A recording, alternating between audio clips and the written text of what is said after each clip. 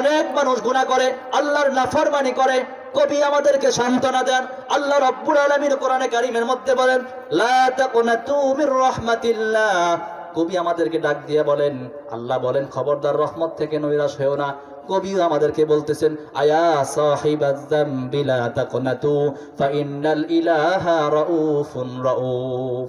কবি ডাক দিয়া বলেন, এ দুনিয়ার অপরাধীরা, খবরদার ভয় পেয়ে যেও না।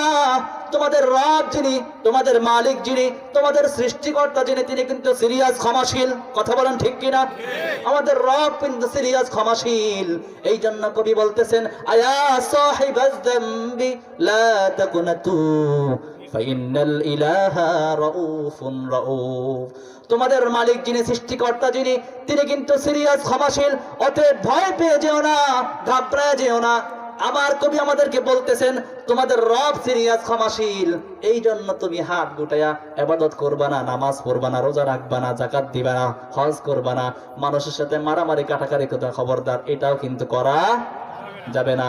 কবি বলেন, ওয়ালা তারহালান্না বিলা উদ্দাতিন ফা ইন্নাত তরিকা মাখুফুন মাখুফ।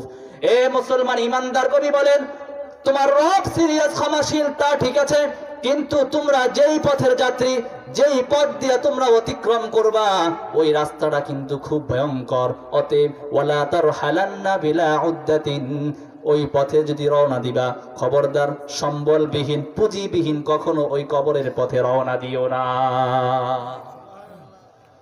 কবি বলেন, খবরদার তোমার রব সিরিয়াস ক্ষমাশীল, এটা ঠিক আছে, কিন্তু তুমি যেই পথের যাত্রী, ওই পথটা কিন্তু সিরিয়াস ভয়ঙ্কর। ওই পথে পুঁজিবিহীন, সম্বলবিহীন রওনা দিও না।